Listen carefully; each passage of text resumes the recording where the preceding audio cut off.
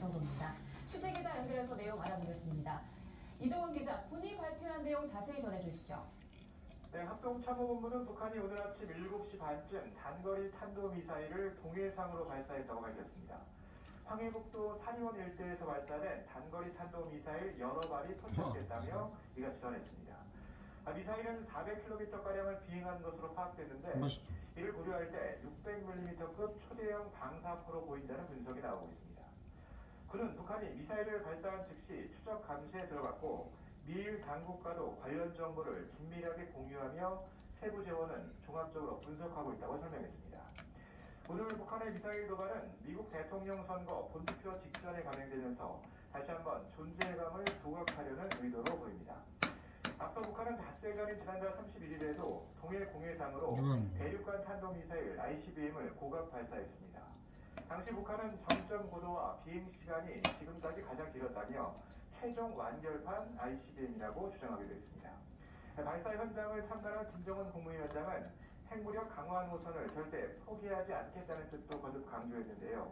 김 위원장의 동생인 김여정 노동당 부부장은 오늘도 조선중앙통신에 발표한 담화에서 최근 한미일 연합공중훈련을 비난하며 핵무력 강화 노선의 정당성이 입증됐다고 주장하기도 했습니다. 오늘 미사일 도발이 한미일 연합훈련에 대한 대응 성격도 있는 것으로 보이는데요. 우리 군은 입장문을 통해 북한의 위협행위 중단을 촉구하며 이후의 모든 결과에 대한 책임은 북한에 있음을 다시 한번 경고한다고 밝혔습니다. 지금까지 정치부에서 YTN 이종원입니다.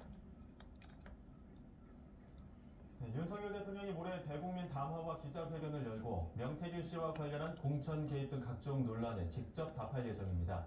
특히 앞선 기자회견과 달리 질문 분야나 개수, 시간에 제한 없이 의혹이 해소될 때까지 답하는 이른바 끝장 회견으로 이루어질 전망인데요.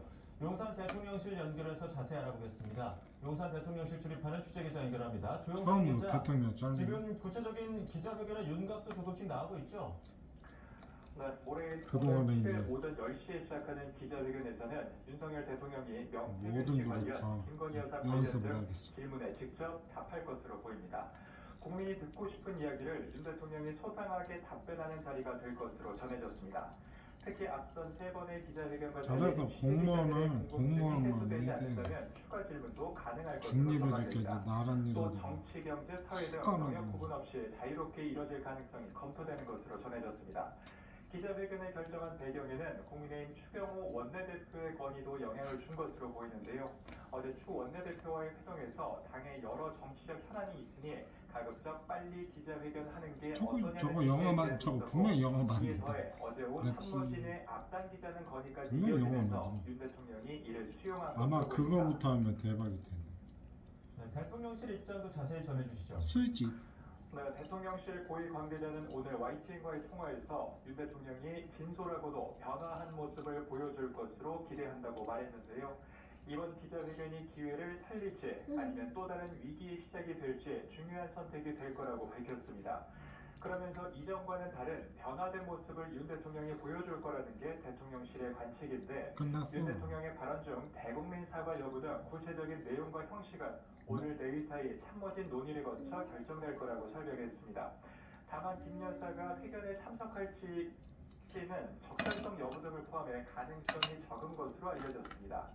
오전 10시부터 시작되는 대국민 담화에 이어 기자회견에서 모든 질문을 다 받을 것으로 전해졌으며 이에 따라 기자회견 시간 길이도 결정될 것으로 보입니다.